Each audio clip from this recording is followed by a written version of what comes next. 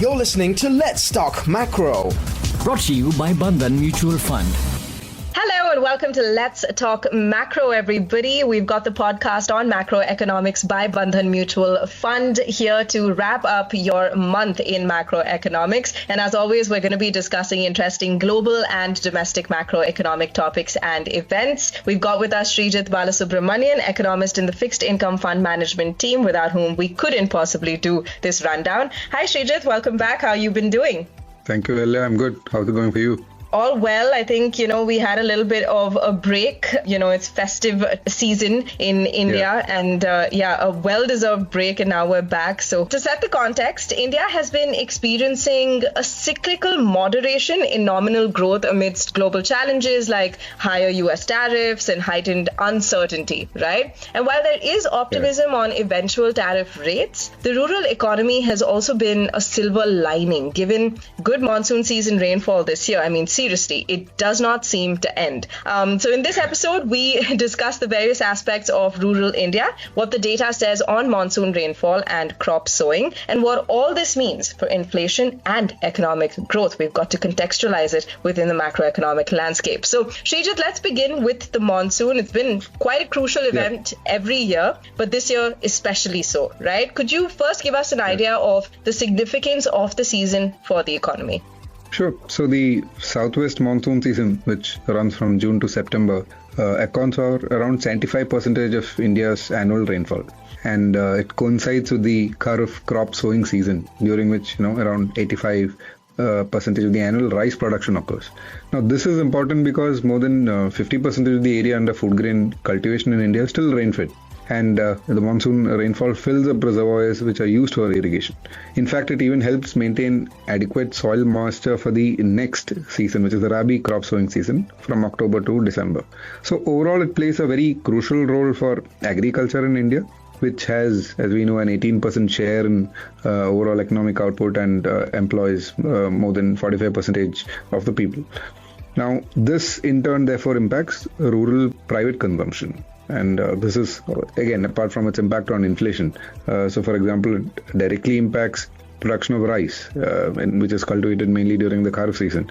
And rice has slightly under 5% weight in the India CPI basket. And similarly for pulses, which have, I think, around 2.4% weight in the CPI basket. So the price impact is there, but it's not, again, straightforward if you see the correlation over the years, because there are various other factors like, food grain stocks, supply side measures by the government, particularly the central government, to mitigate any price rises, like for instance open market sales, and we've seen trade restrictions and changes in minimum support prices, the MSPs. So these things also have an impact, and therefore the impact on inflation from monsoon is not straightforward. And if you also see the recent higher food inflation episodes, they've also been driven more by perishables, like, particularly vegetables, which are less reliant on monsoon rainfall. So overall, again, the direct impact of monsoon rainfall is more pronounced on agriculture output and private consumption than on inflation. Okay, cool. It is important to understand the specific significance of monsoon rainfall, especially because it's such a unique season to this part of the world, right? Now, I know it's been a month since the monsoon season officially ended, though unofficially, we're still getting some rain here and there. But could you give us the main contours of the season that went by? So, monsoon rainfall ended above normal for the second year in a row. This time was 8% above normal. Normal is the long period average that is given by the India Meteorological Department, the IMD. Now, if we see the distribution, we typically see the distribution across months, which is the temporal distribution, across geographies, which is the spatial distribution. So if you, for example, see the distribution across months, it was quite balanced, except in some months and geographies also, which witnessed heavy rainfall. So, for example, rainfall was 16%, I think, above normal in the month of September. And if you see by region, it was 27% above normal for Northwest India. That is during the whole season. But overall, again, it was quite balanced. And importantly, I think what matters is the Kharif crop sowing. And there, the total sowing was around 0.5, 0.6% higher than last year. But if you see for rice and pulses, sowing there were up more than 1%. And the other thing that we also track is the reservoir levels, which are also again broadly above both normal levels and previous year levels. So which is good for the following Rabi season also, which it depends more on irrigation from the reservoirs. Okay, so all that indicates, overall healthy rainfall and reservoir levels and Kharif crop sowing. Now, coming to the impact of all of these facts and statistics, right? How do you see the impact playing out on inflation specifically? Okay, so as I mentioned, the impact of inflation is not really straightforward because there are various other factors. And if you see the current phase of soft food inflation that we are experiencing, this has been driven more by vegetables, pulses, meat and fish, and even spices, and less by cereals. But more recently, inflation in cereals has been soft. And if procurement of rice and pulses this season and of wheat in the next season, let's say if that goes through strongly, then that should help the food inflation outlook. But again, the big point for food inflation is that perishable inflation will continue to be a major factor. So price of perishables like vegetables will be more important, but hopefully no major concerns from cereals, right, if procurement goes well. Now, on the optimism about the rural economy this year, how do you see that? Is it valid optimism? Okay, so if you see data, so if you, for instance, see the rural wage growth data, by the way, we have it only till June as of now. The nominal growth, that is the nominal wage growth number, has picked up. But if you see the real number, which is the number that is adjusted for inflation, that has risen very sharply because rural CPI, rural inflation has eased materially. But nevertheless, it indicates higher purchasing power, right? Because in real terms, wages have grown, much more. The pickup in nominal wage growth is also actually driven more by agriculture-related activities. So we have to see how data from July moves and whether non-agri wage growth in the rural side, for example, construction related, etc., picks up as well. Because even that is a good part of rural. And rural is not just agri, but it is non-agri also. The other aspect is that food inflation is also a broad proxy for farm income. And like we said, this has been rising only modestly because we are going through a phase of soft food inflation.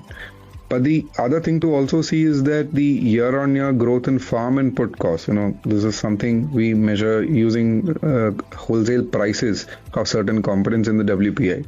There, the year-on-year growth has been negative for quite some time and it has stayed flat this year. So although one says that the food inflation is growing modestly and therefore farm income is therefore growing modestly as well, but the farm input cost growth is also, like I said, quite flat and continue to stay negative. So that augurs well.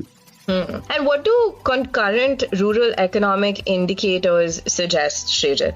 So, again, in terms of indicators, if you see some broad indicators like, growth in two-wheeler sales, they've just started recurring based on the data that we have till September. And the GST rate cut should help here, definitely.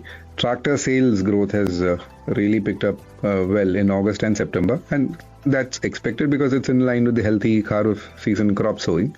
Government rural-related spending has been improving, and even certain broad measures like currency in circulation. So that has, picked up, or it has been quite higher than last year, in this fiscal. So concurrent indicators also, I would say, quite buoyant. Okay, so real-time rural indicators are buoyant too. And with that, it's time for me to summarize the key takeaways. Quite a short and sweet episode, Sreejith, but packed with important information for us to keep in mind. So here are the key takeaways for all of you to make a note of.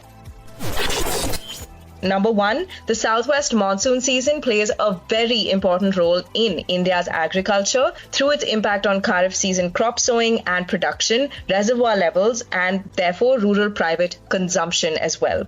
This year, monsoon rainfall ended 8% above normal with healthy Kharif sowing, particularly for rice and pulses, and good reservoir levels, putting us in a good place. The second point, the impact of monsoon rainfall on inflation has been uneven, given the impact of various other factors like storage, government intervention, and higher impact of inflation in perishables like vegetables. In fact, the currently benign food inflation has been driven more by vegetables, pulses, meat and fish, and spices. And finally, On the rural front, real wage growth has picked up sharply, although driven more by the fall in rural inflation, and non-agri-rural wage growth needs to pick up. But year-on-year growth in farm input costs has remained negative, which is good. Concurrent rural indicators like tractor sales have also picked up. All this augurs well for the rural economy, and further data on Kharif crop procurement, wages and farm input costs will tell us how all of this plays out. A very unique rundown, macroeconomically speaking, Sreejith, for many of our listeners. I'm sure we've got listeners from all over the world, so this gives them a unique take of what goes on in this part of the world, right? That's it for today. Thank you so much for joining us. Thank you. All right, we'll be back next month with another episode of Let's Talk Macro. Until then, bye-bye. Mutual fund investments are subject to market risks. Read all scheme-related documents carefully.